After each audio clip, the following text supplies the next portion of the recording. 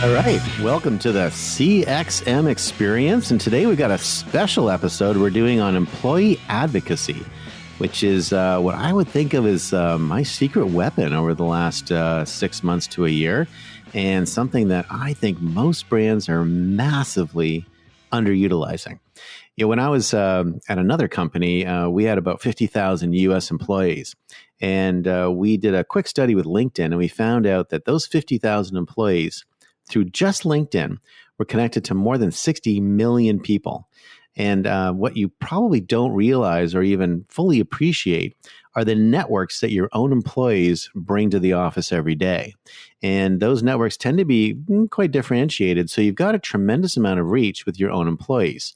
And I think there's a mindset issue here, a mindset shift that's necessary, because I don't think companies think of their own employees as a network resource. So companies tend to have this is a Copernican shift, I think, in a way. So employees tend to have a company-centric view of how they communicate, right? So we as a company are going to make our stuff, and then we will buy channels, we will buy reach, we will buy audiences, and we will ship it out on our own. And our employees will, maybe or maybe not see it. I think the Copernican shift is that, your best channels are probably sitting in desks at home right now or in the office in the future, cross fingers. And those people are willing, able, and excited to be able to actually share the content.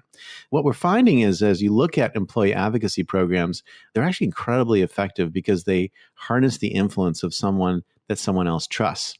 And so the big change that's happened is that in the world we live in today, people trust the word of people they know more than the generic word of a company they don't know. So the anonymous influence of a company has gone way down, and the identified influence of someone you know has gone way up. So content shared by employees gets 8 times more engagement than the same content, the exact same content, when it's shared by the company. And 98% of your employees use at least one social media site for personal use, of which half of them are already posting something about the company. So you might as well give them something to say.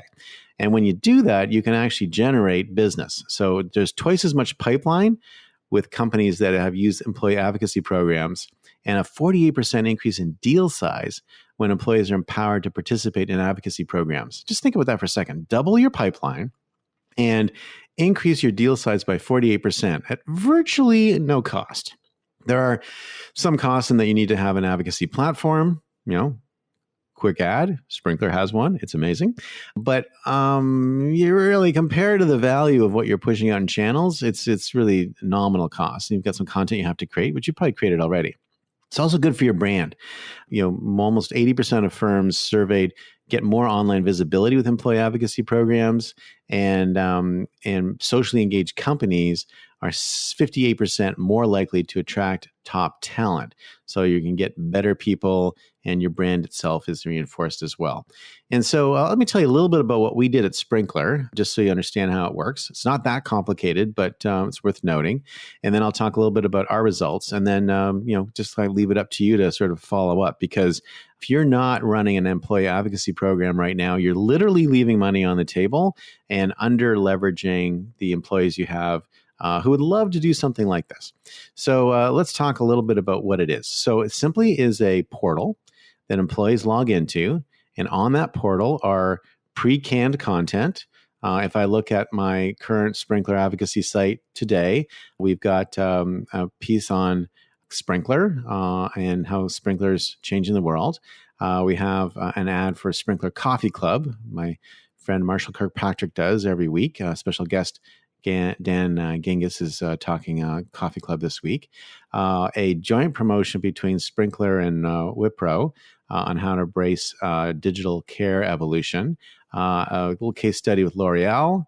Something with L'Oreal as well in the digital magazine. A thing on how we're hiring. Tips for being fearless in your career. I think you get the idea, right? So stuff with customers, stuff with partners, stuff about us, stuff that are case studies. There's all the different pieces of content. You can actually sort it and look at all sorts of different kinds. You can have, I'm going to look at industry insights, or I can look at just Sprinklr content or content focused on Black Lives Matter. If I go to industry insights, I can see a conversation with John Chambers on brand leaderships in times of crisis. I can see what's trending and see what content is most popular. We won an Adweek Reader's Choice Award, so that's a piece of content that people are sharing. Our recent Series G is in there. So there's all sorts of stuff that you can post. And what we're finding is that Sprinklerites are going in there and they are getting content that they want to share with others. They're at a branded destination. We are basically equipping people with content that they can share with one click. And then you can offer other engagement opportunities, such as discussion forums and gamification and things like that. And what I think is most compelling about this is that most people who are working at a company and taking a paycheck are proud to be there, and they want to talk about it. So if you give them the content to talk about it, you allow them to stay on brand. You allow them to say things that are helpful to the brand. It makes them look really robust because it's a nice piece of content that they can share to their network. And then all that benefit then accrues to the company as well. And so, if you think about this, it's like increase your revenue by leveraging your employees, decrease costs by diverting spend that you would normally spend on the channels to get that reach. And then you can also mitigate risk because you've got company branded communications with company voice. So employees can add comments and stuff as they post it, but you're staying on brand as you go through that whole process. So, sort of what's happened at Sprinklr. We launched this probably about a year ago. And we've been going at it pretty heavily since the beginning of COVID because we knew that was an important way for us to counteract the impact of reduced marketing budgets and some other changes we made to be precautionary in COVID. And today, I am amazed to say that 78%, nearly every single Sprinklerite is engaged and has done something with employee advocacy. 30,000 posts have been shared. We have 2,000 employees. Average posts per advocate is 37. And there are more than 250 pieces of employee-generated content that have been produced. So our reach has been in the millions on Twitter alone. And 85% more posts have been generated through advocacy than through our own brand channels. And our audience has grown 31%, and our blog traffic has grown 70%. We've saved 90% of the time that normally would be spent by an employee advocate, and the cost savings are in the tens of thousands, and the earned media value is in the hundreds of thousands. So it's pretty amazing, actually. And I got kind of curious in some ways of why most companies don't do this, and I'm not sure what it is. I think my guess would be that maybe people feel a little uncomfortable about leveraging the employee base. But the way I would think about it is employees are clamoring for this. You think of 8 out of 10 Sprinklerites are posting something about Sprinklr. It's great. And I've never worked anywhere where I wouldn't want to say something about the company. And having something that's pre-formatted and ready to go and easy to use is fantastic. And a lot of the content that you see in our employee advocacy is kind of coming right out of our content marketing platform.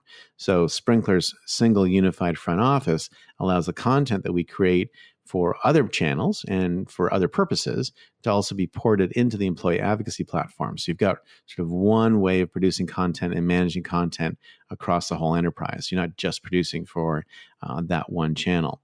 I think it is going to be, the companies that figure this out, especially the really large companies, I think it's going to be a secret weapon because it's really hard to measure it. It's really hard to see that as a spend, and allows companies to have unfair competitive advantage. So employee advocacy, mark my words, the people that do this are going to move ahead, and they're going to move ahead faster, and you'll wonder why. What's going on? Why is the engagement level so high? What's this company doing that's different from everything else? They're doing employee advocacy. And for the CXM experience, it's GradCon, and I'll see you tomorrow.